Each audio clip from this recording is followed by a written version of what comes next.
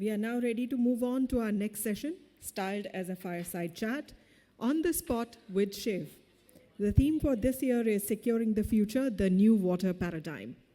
Before I invite the esteemed moderator and the esteemed panelists, we have an important announcement to share with you. Please kindly log in to the web app and do share your feedback on the session. As I'm sharing this information with you, the QR code is also being displayed on the screen.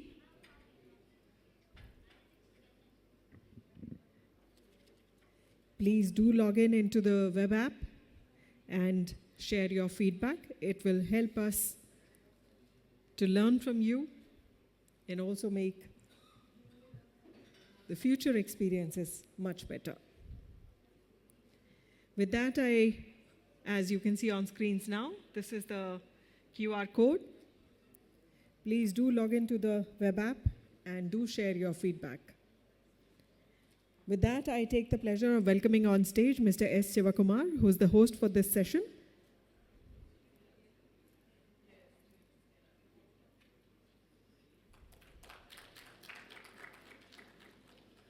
A very warm welcome to you, sir. We warmly welcome on stage Dr. Shraman Jha, CEO, Hindustan Unilever Foundation.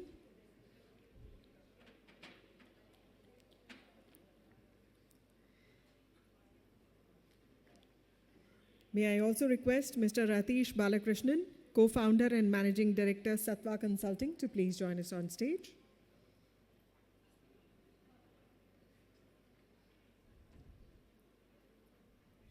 Let's welcome them with a warm round of applause. A very warm welcome to you all. I now hand it over to Mr. S. Shivakumar to take the session forward. Good morning to all of you, and welcome to our guest speakers on today's On the Spot with Shiv. We just heard that this is the 16th edition of the Livelihood Summit. And yeah, Vipin, that's right. So we are half the age on the spot with Shiv, 8th edition now. And those of you who are regular here know that each year we have been picking up a topical theme and bring best of these speakers for a fireside chat with me. And this year, the topic is water, as now you would have seen from the schedule. Now, when it comes to subject like water, for starters itself, India is somewhat under-endowed because we are 18% of world's population, but only 4% of world's freshwater resource. In some sense, there are countries which are even less well-endowed, but have shown dramatic results in terms of how water can be used much more effectively. And to that degree, for sure, we can also make best use of this resource that is available to us for the progress and prosperity. Considering that we are under-endowed, pretty much all the stakeholders have put in considerable amount of effort over the decades, whether it is the government, communities themselves, or businesses and the civil society and multilateral organizations, using many different kinds of resources. I think at the last estimate, every year, all these stakeholders put together spend at least a couple of 100,000 crores of rupees on water as a subject. And we have seen plenty of output on the ground also, that there are thousands of new water structures that get built. We have millions of farm ponds and again thousands of communities of water use associations and other kinds of collectives. And at the end of all of that, the result is somewhat stark that 70% of all districts in India are water stressed. 2/3 of all irrigation still depends on groundwater,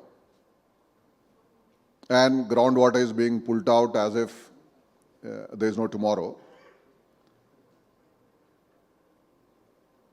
And if that's the current reality, the future sounds even more daunting. Since morning we heard about climate change a number of times. It's not just any more episodic, it's systemic and so on, which only makes the situation even worse. While all of that is on one side, there is a lot of optimism because of several interesting things. Water as a resource, a lot of it is visible, but a lot more is invisible also.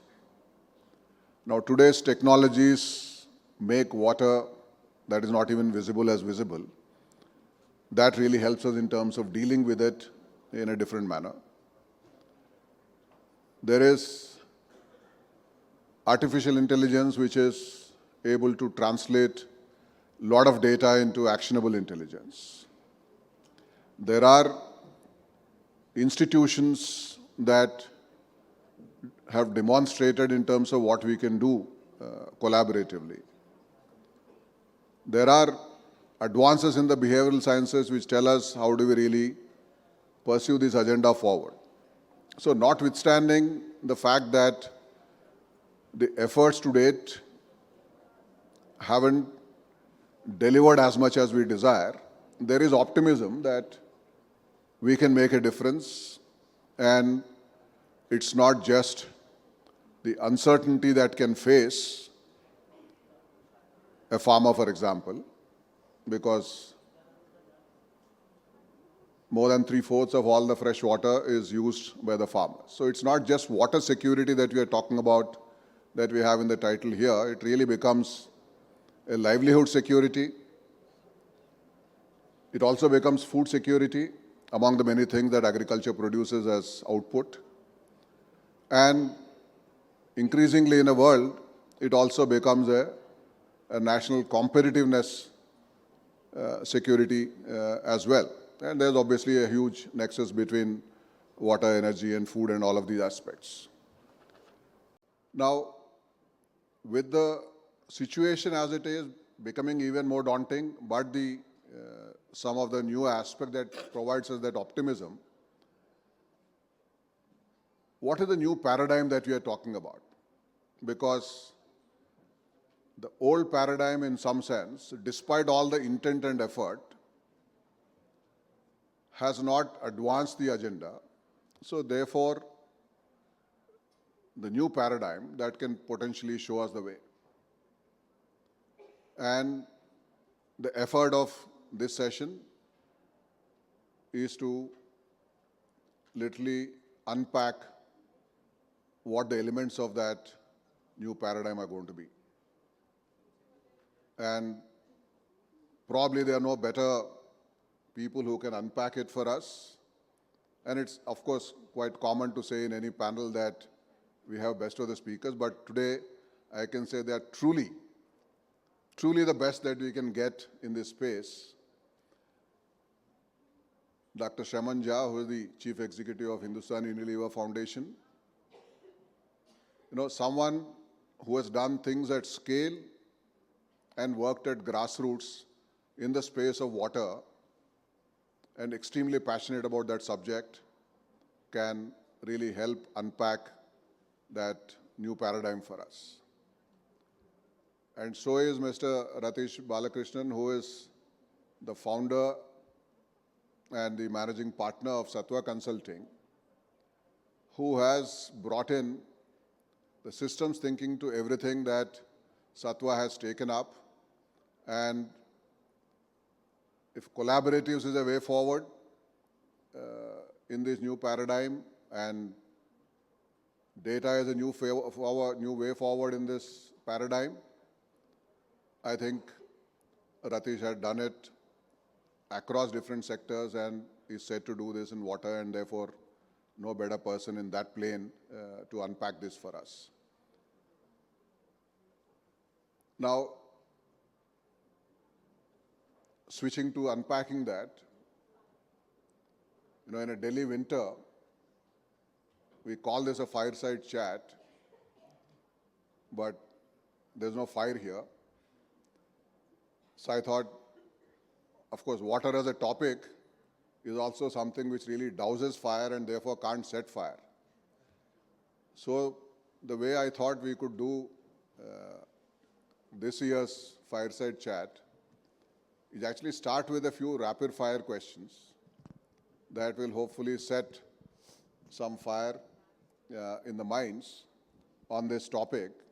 So I have a set of questions which will be addressed to both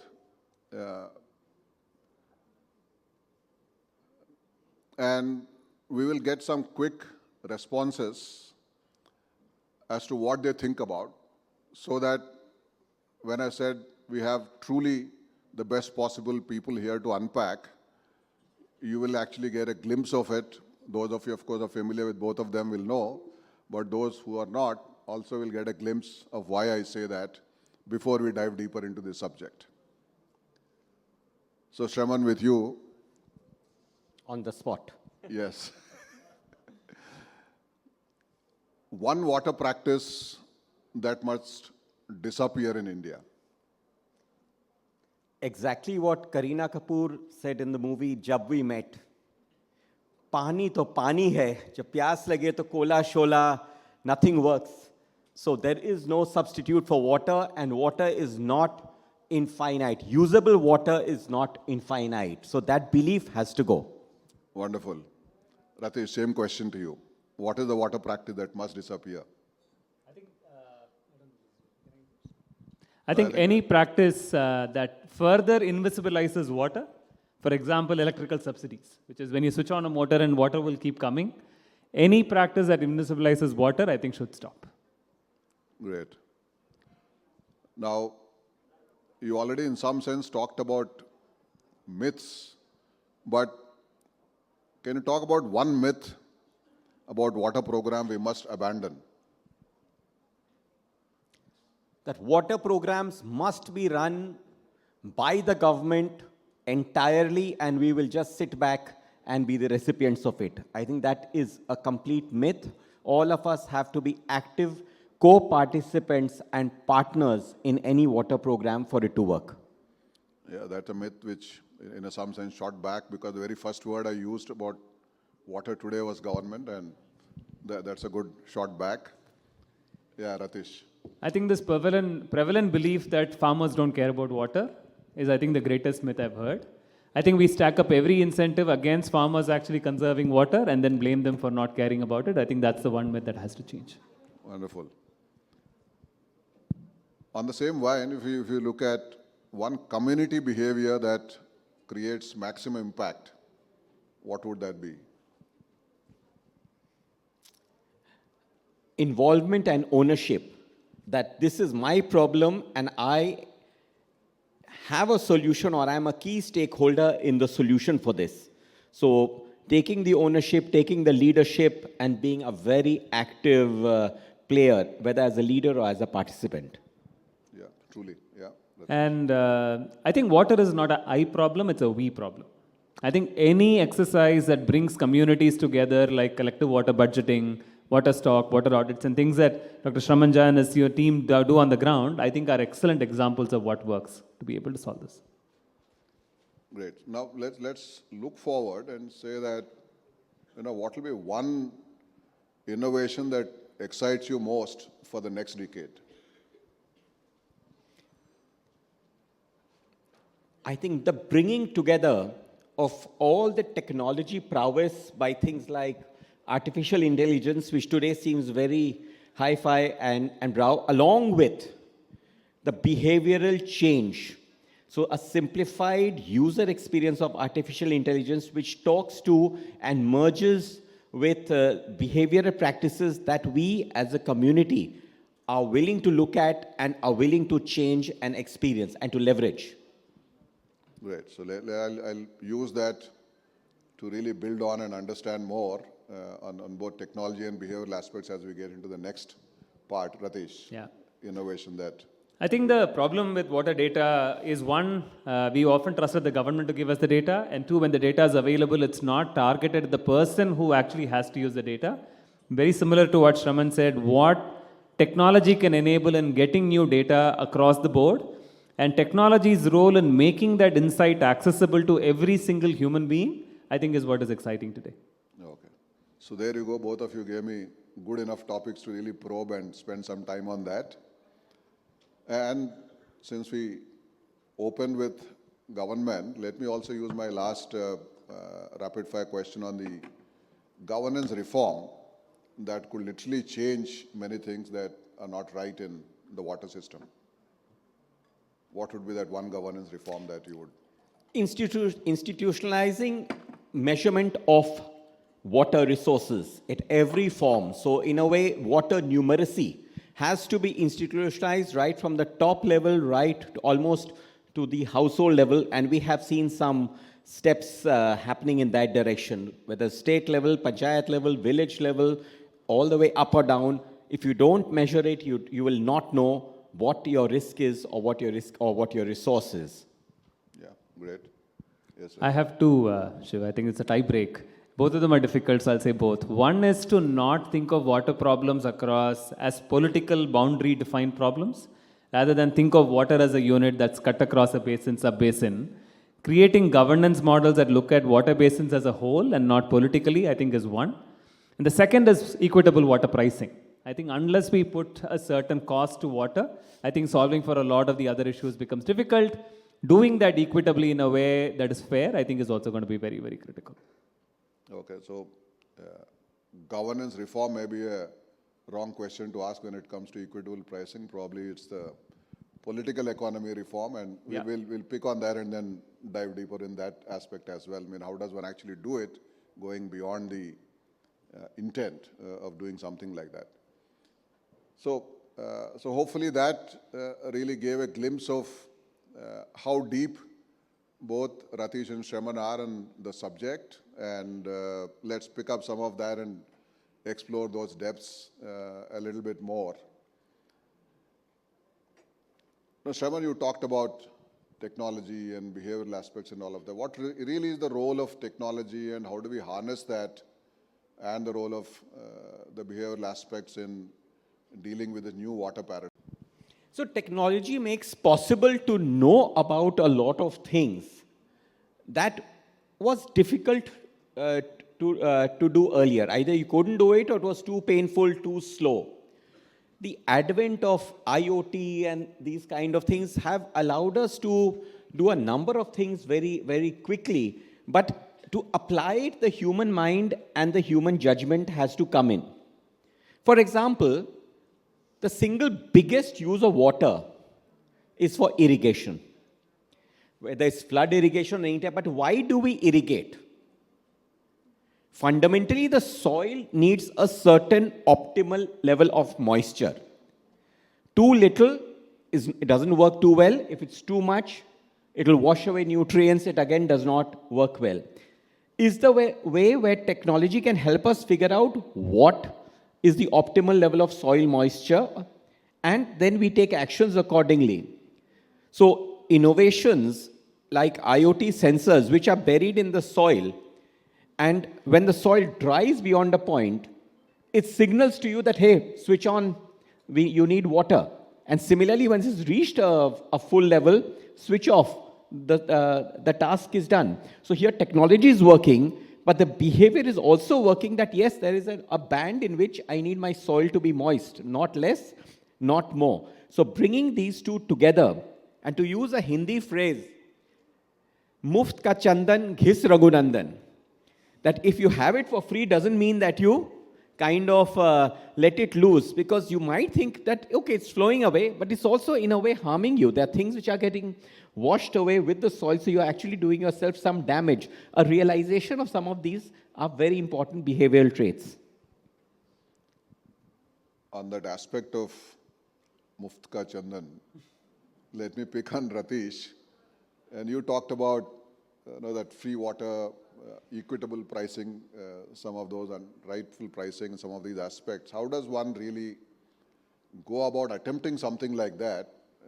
Because there are a few, landmines that you can't touch easily in India, and this is one of them. So what are the interesting experiments that are happening? What can be done beyond those experiments to really work on this subject? Shiv, with your permission, I'll just take a step back and then come back to specifically your question, because I think the framing of this may be helpful. I think we started working on the issue of water a few years ago to say, what does it take to solve these problems at scale? How many of you, quick show of hands, how many of you already work on the issue of water in your work today? So hopefully a lot of what I'm sharing with you resonates with you as well. I think when we talked about it, Shiv, I think what we realized is that there are 3 shifts that are very critical for us to solve for water at scale. Number one, we realize that unless water is invisible as a problem, it becomes very hard for it to solve for it. So how do we make water as a visible context for everybody? And this is not just for the hydrologists, the engineers and the experts, but even for a farmer on the ground to recognize that this is the level of water I have. This is number one. I think the second thing is to shift from an individual way of solving a problem to a collective way of solving a problem. Because today it is very clear that water is an industry problem, it's a government problem, it is a citizen problem. And the answer is not in any one person here to solve this. So I think that was the second shift. To say, not solve it as an individual stakeholder problem, solve it as a collective stakeholder problem. And the third thing that we said is there is work in water that has to happen to local context. Like in individual farms, for example, the agency of what a person can do or should do on water is different. But at the same time, if you do it only in small pockets, it doesn't solve for it. You have to solve for it at scale. And the question we asked ourselves is what will define all of these 3 shifts? What will make water visible? What will drive collective action?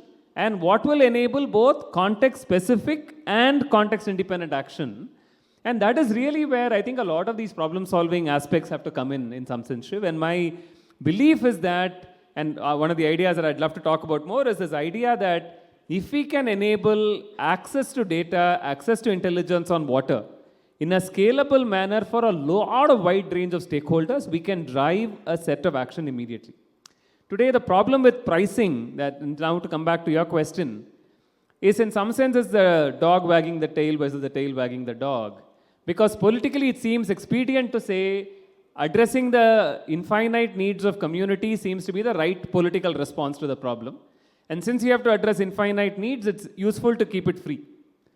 But the moment the community realizes that infinite access is actually a very, very detrimental impact for them, that sort of shifts the dialogue and the zeitgeist to say, how do we enable sharper and more effective use where stakeholders take responsibility for their action? And I feel that drives the conversation for the political shift to say, hey, is pricing a better way to ensure that collective accountability in some form? But I think shifting the tail to the dog and the dog to the tail, I think is very, very important here as well. No, that swings me back to Shraman. How do you translate this onto the ground as someone who is working at grassroots? Getting this, thought right, that it is not that someone has to change the pricing and make it expensive for us to think about all this. Yeah. But collectively, we would like to do this. So how do you actually get it at the community level? I think the secret sauce that HUF has somehow figured out with all the help of our partners, and I see many of our partners here are here, including Access, has been the weight of water is only felt by the woman. Many of us would have seen those beautiful paintings and so on with the matkas on the head and so on. Do you recall having seen one with a man keeping one on the head? Perhaps that tells you a tale. So a place where we've got great degree of leverage is with the women because the load of water comes onto them. So they know it has a weight, it has a value, and it is visible. And really working with them, enabling them, training them, and they've been extraordinarily resilient to that. But thereafter, and that is where they take over, is even in male-dominated societies, when they step out and talk about judicious use of water and the implications that it has in their own village context, the results have been very stunning. So I would really think that start with where you are most likely to get that degree of belief and leverage, and then we'll tackle. There will always be some naysayers, won't happen, too difficult, has never happened in the last 500 years, blah, blah, blah. But those who take it on, that becomes a great starting point. And women for us work beautifully. Okay, wonderful. So Ratish, flipping that to a larger kind of a canvas, again, collaborative action and collective and getting the right stakeholders to take a look and take the lead. And if something has to be done at a larger plane of looking at the governments and the corporates and the individual users at a household level and all of that, how does one take it to that level of collaboration? You talked about data triggering something like that, so can you elaborate on that? I'm going to pick on something that we once talked about, Shiv. I thought that was a very, very useful framing. Again, a lot of people here would have done collaboration, and the general view is that collaboration is a very good slogan. It's not very practical. It's too expensive. And partly the function is because we always think of collaboration as common agenda that all of us have to have, but very coordinated action. That all of us have to agree on exactly what you will do, I will do this, so then you will do this, and we will make... And the transaction cost of doing that is very, very high. I think in a problem like water, what we truly need is common agenda, which is all of us agree on the problem and what needs to be done, but independent action, which is that we do what is right for us and right for the society in the way that we find best, right? Because in a model like that, the cost of transaction cost becomes much, much lower. And I think where data comes in is really in building that common agenda, you know. Recently, I was in a conversation with an industrial, leader working in the sustainability space for a firm. And the point that they were making is that there is a problem at the sub-basin level that might be as huge that I might have to shift my plant. But to make that problem visible to the government, to the farmers there, to the MSMEs there, and to my own community organizations, require us to speak about that problem in the context that they understand. And usually, what happens here is either a narrative that is very qualitative or data that they cannot relate to themselves. And one of the benefits that technology brings for us and data brings for us is to be able to show the truth in a way that is relevant to the context of individual people. So a farmer recognizes water in the level of, okay, what is the level of water in my plot of land and when does the rain come? For MSMEs, it is effluence. For government, it is something else. And one of the beliefs that we have is that if we can create a common infrastructure that allows for data to be available but customize it to the context of individual people, that allows us to drive common agenda independent action. Shiv, and today there is the technology ability and the access to data that will actually make this happen. I also want to build on something that you said in the beginning of the conversation before I hand it over to you.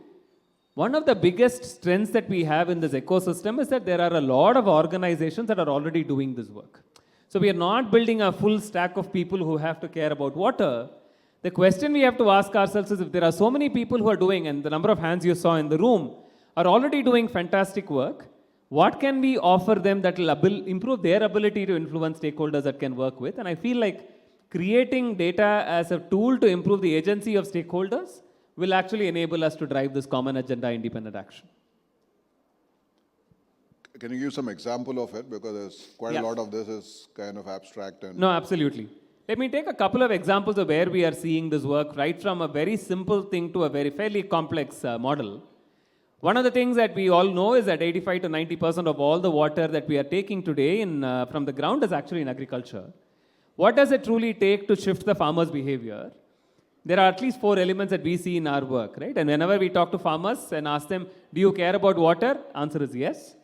We ask them, what about water do you care about? 3 questions, which is when will it rain? How long will the rainy season be? And how much is the water in my ground? But shifting their behavior requires us to A, give them the right insight of these questions, 2, give them the opportunity to actually sow the right crops and sell it at the right price, 3, handhold them with the right practices on the ground, and 4 is to make sure that it is not an individual farmer decision, it is actually the collective of farmers that are doing it in a particular plot. Now, when you look at community organizations, they take care of collectivizations. Industry players like ITC can actually enable the right access to the crops that they have to provide and the market access that can be done. Government can enable this by access to some of the support that they can provide in terms of schemes for certain things like drip irrigation, etc.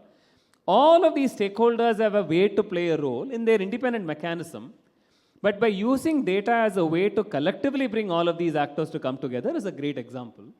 A fairly complex one for this is a basin level collaboration. Today, a basin has so many different activities, but nobody really has the one view of what is happening at a basin or a sub-basin level. Data can actually enable their ability to say, this is the level of problem I'm seeing, and this is what I can actually do about it. I hope that's helpful, Shiv. Yeah, I mean, I can certainly relate, because typically the basin level work, I see that from the time we say, let's work in this basin as ITC, to the time we actually get it off the ground, it's literally 18 months to get all the players together. I mean, I think the data that you're talking about, and when it comes alive, I can see at least a year getting cut out of it and getting onto action from the word go. Makes enormous sense. Shravan, let's just change the gear a little bit and say that now we are talking about all this technology and AI and all of that. But in the area of water, the role of traditional wisdom, and what are some of the interesting things that you observe on the ground, and how do we dovetail that into our new paradigm? The amount of traditional wisdom that we have is immense. And as I travel around, as I see what our forefathers had thought about in different, whether it's the Johars, it's the Kuis, every place has the Dohas in Bundelkhand, everything very pragmatic, very customized to their region. So they've thought about a lot, but now we also have the advantage of technology. So can we merge the two, and can we take it forward? But I think there's one point I want to add, to build on from what Ratish said. It's a little bit of storytelling and scenario planning. What if we do this, or we should do this? But the reverse question is, what if we don't do this? So I'll draw a line from, very briefly, from the Indian freedom struggle of the 1920s. And one of the most dramatic things which unfailed at that time was the Chittagong event, the Chittagong Armory Raid with Master Da and his band of schoolboys. In the cinema version, in the movie called Chittagong,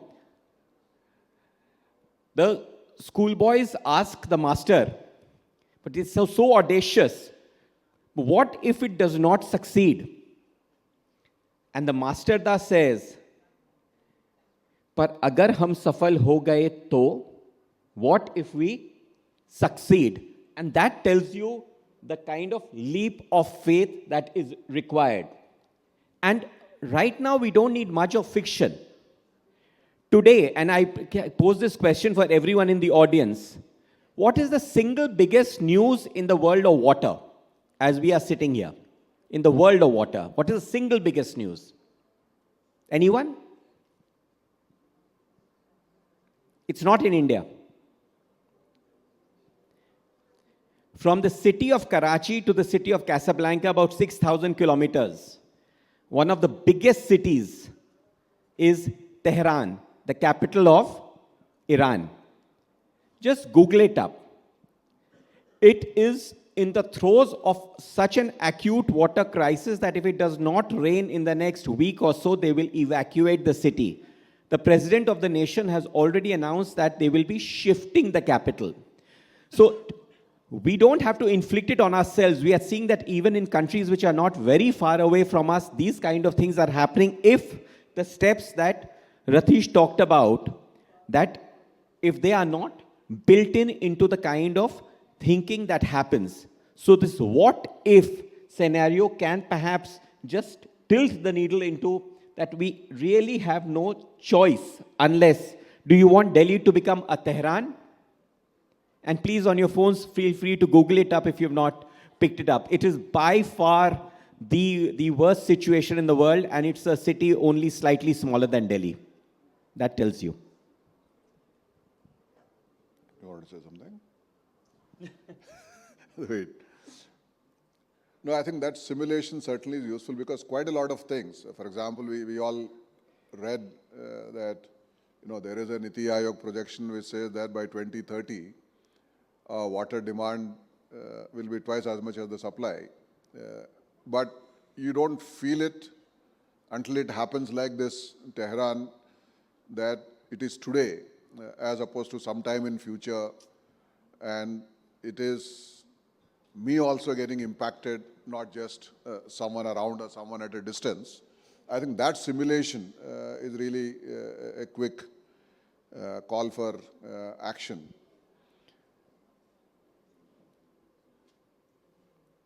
No, on things which really draw those signals early, to my mind, where it works best is markets.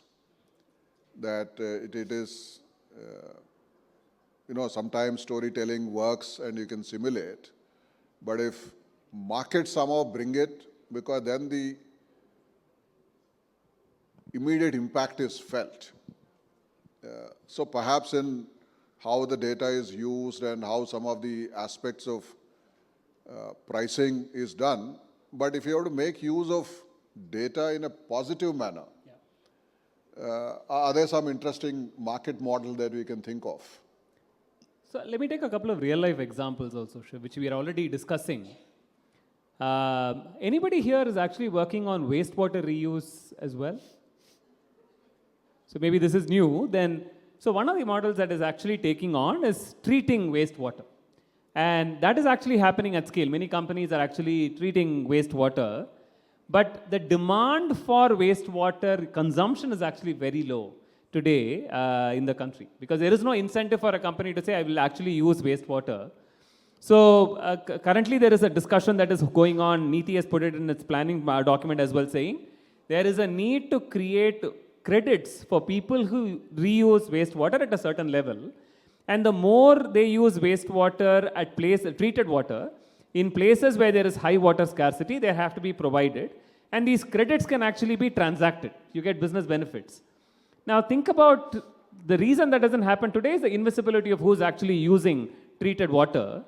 A data infrastructure can actually make it visible, saying this company is actually using treated water, can actually hence create a credit which can be transacted. And already today, there are companies and state governments that are saying, I'm willing to pilot this in my state in areas where there is high water scarcity. So one of the things that we don't imagine often when we think about data is what new models of economic transaction or activity can actually come in. And so creating this data and visibility makes something like that about providing incentives for treated water make them possible.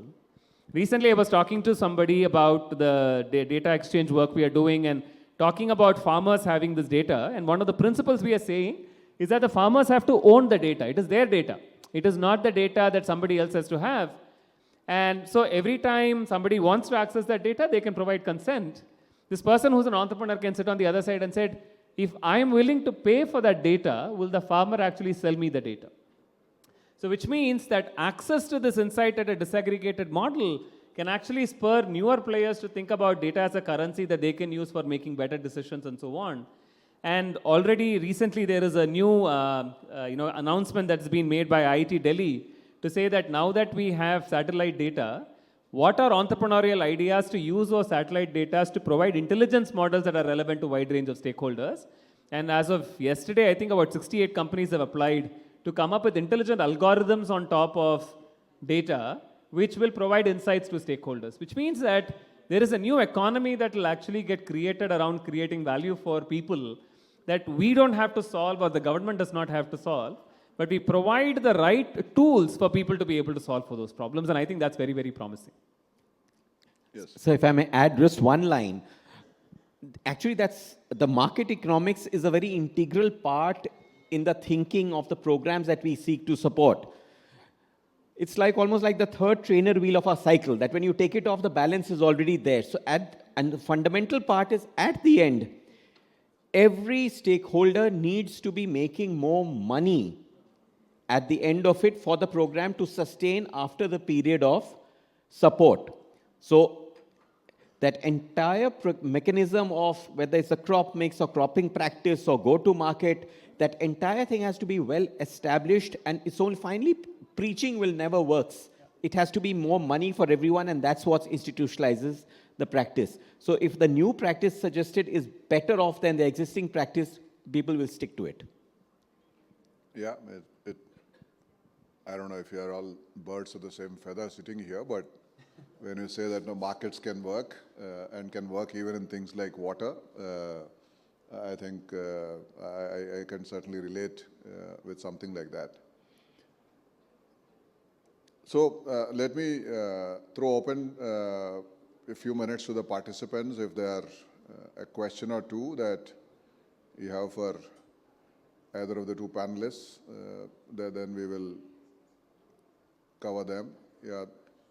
Yeah, one hand from the center, if somebody can get a mic. Two questions. And they're there on the left side. Yeah.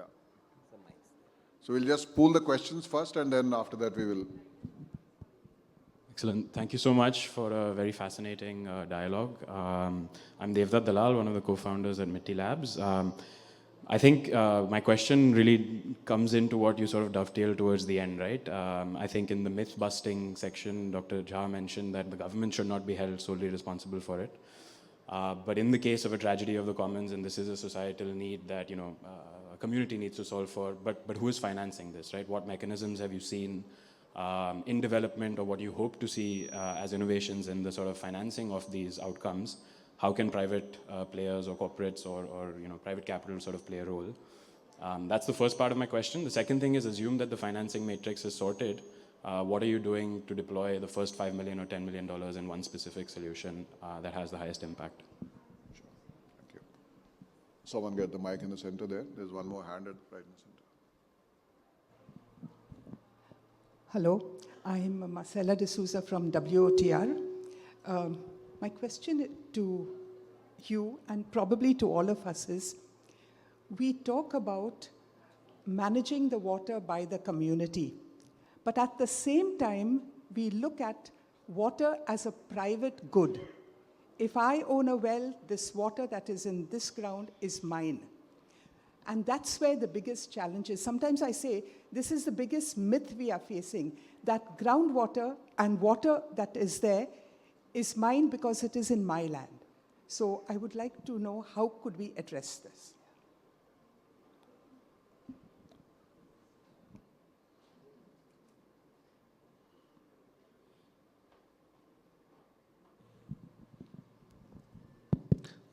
I'm Sudarshan.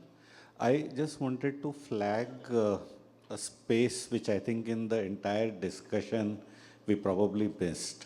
Water, soil, and air. Three big contexts. We've been talking about what the farmers should not do, or communities should not do.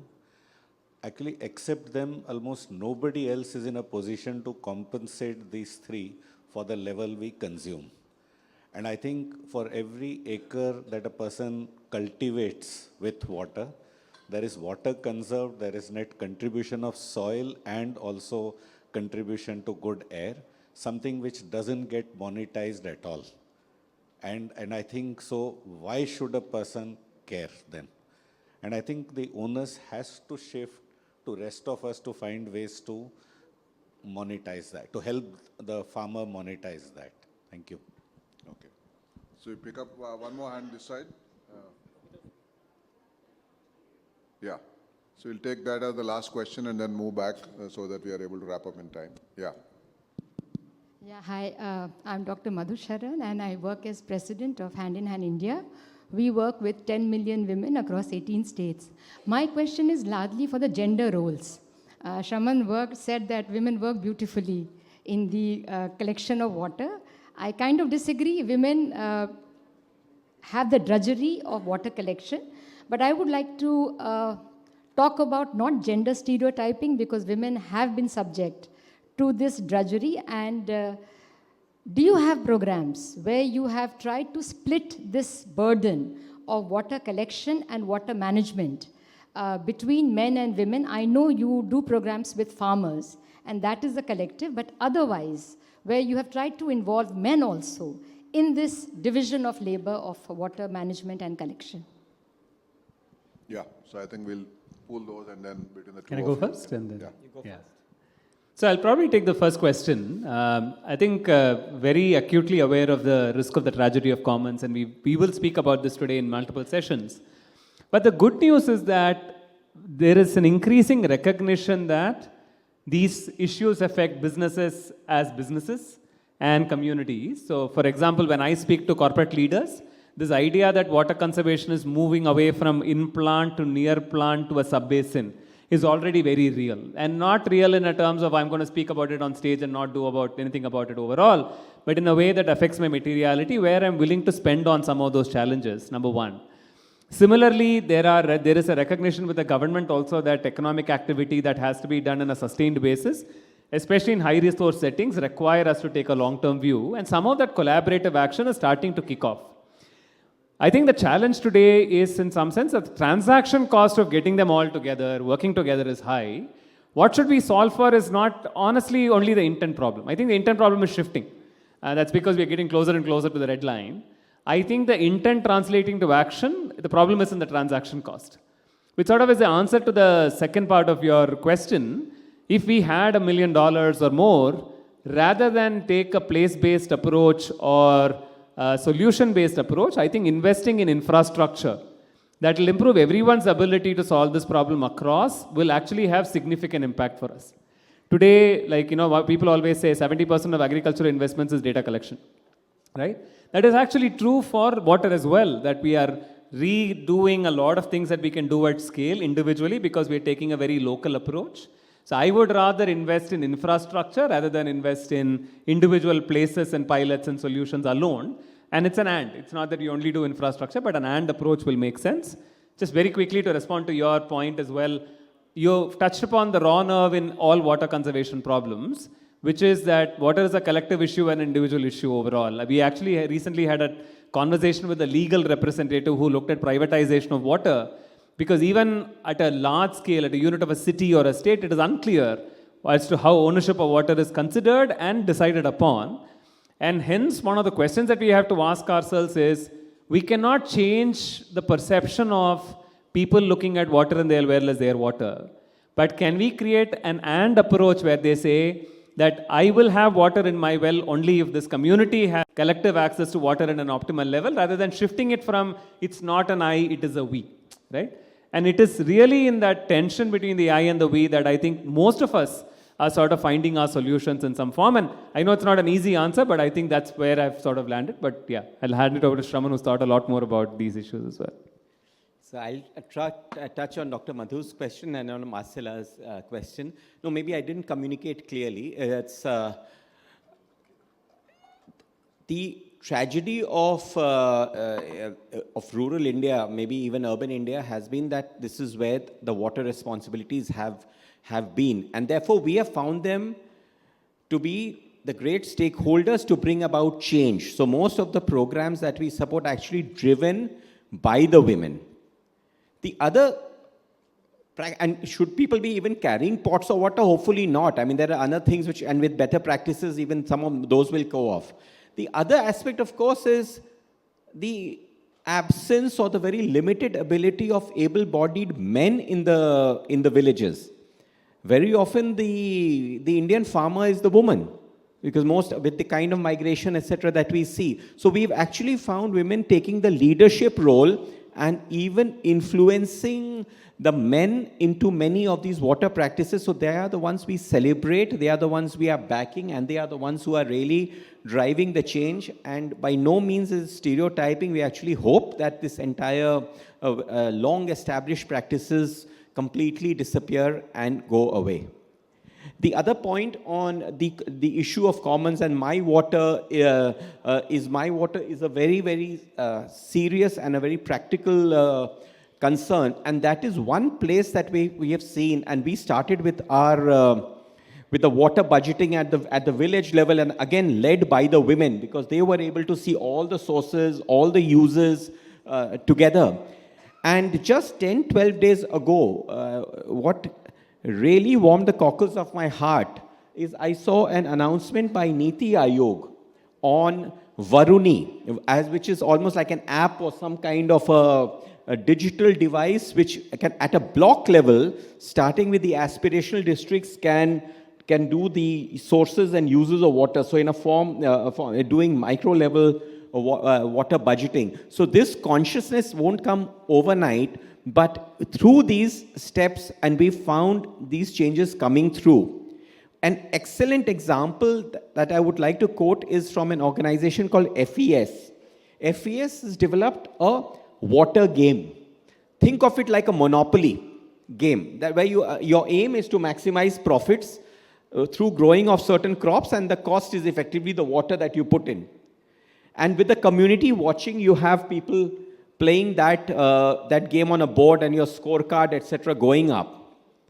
Quite obviously, the things which give you quick cash consume water, and then they hit you with a lag. So after a few rounds, the results on the board start changing. So the way the community starts participating and kind of exerting pressure on the players that, look, hey, this is not your decision. If you do this, this is what will impact. So there are tools. Is it a tough journey? Of course it is, and you've spent decades doing this, but I do see that slowly there is a recognition and a bit of a needle changing. So I'm optimistic. Is the task easy? Surely not, but individual experiences may be different. Will either of you pick up the point on soil and air and touch up? I can very briefly, but again, Shraman's much better placed. I think that, as you rightly said, treating these issues in isolation is always missing one part of the picture. The more the water levels go down, the more the soil quality is actually decreasing.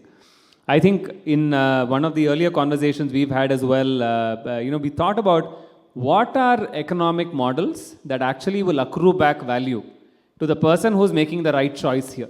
And I don't think those economic models exist. So just the 2 points I wanted to add. One point is the fact that it is a nexus. Soil, water, air is a nexus, and treating them individually does not make sense. And two is, today, much like in many other cases, the producer who's making the right choice does not have the economic incentive or the system to actually accrue the benefits of it. And some of the work that we are doing through data can actually enable that visibility of choices, which can actually create the vehicle for accrued benefits for them. I know there is already discussion on water credits, carbon credits, etc., which is really looking at this model. Very, very nascent, but I think the foundational layer for us to be able to make that happen is this visibility. Yeah. Thank you. So as we wrap up, maybe I'll request each of you to take a minute, and maybe Shraman can conclude in terms of the new paradigm that we are looking for. What are those 2 or 3 principles that can talk about that new paradigm? Again, going back to Bollywood, and maybe let's look at an Amar Akbar Anthony kind of principle, and Amar being the law enforcer. I think the first bit is just institutionalizing the principles of numeracy in whatever way, whether at a micro level, village level, block level, whichever way, so we know what are we dealing with and what is the quantum. I guess the Akbar would be getting the community engaged and involved, that this is a problem that will not miraculously disappear. You have to be a participant in whatever is the discussion and the solution which goes through. And the cool character that Anthony is, I guess the point we talked about, that yes, technology is here, and technology is here to assist us and to be able to resolve our problems. It will automatically not do it, but how do we involve the technology with the behavioral change and behavioral understanding that is required? And on the aspect of behavioral change, there are many funders and many organizations which are working towards similar goals. So the exchange of good practices amongst and harmonization may help give that more weight. So Amar Akbar Anthony would be the way out, I guess. Yeah, so Shiv, Ratish, and Shraman in place of that. Ratish, you talked about, 3 shifts when you began. To conclude, if you have to pick up one shift that I think is the core, Yeah. and why that would be a good conclusion. I think the third one that I mentioned, I really truly believe that the greatest asset that we have are people, individuals, organizations that are already committed to solving this problem. They are knowledgeable about the context, they are knowledgeable about the local issue. What we have to do is to complement their context-dependent understanding with a context-independent infrastructure that will actually multiply their ability to catalyze government, engage industries, talk to communities, drive practices, and build feedback loops that actually get communities to see the value that they're getting. It is really in that unlock of making everyone's ability to solve this problem better is where we have the best chance of success, Shiv. So that's probably what I would highlight. Awesome. So thank you, Shraman. Thank you, Ratish. And thanks for all the additional dimensions that were thrown in by the participants. Notwithstanding the under-endowed beginning I started with, I can certainly see that we have enough water to douse all the fire. That's what the Fireside chat is concluded with. I'm very optimistic about that. Thank you very much.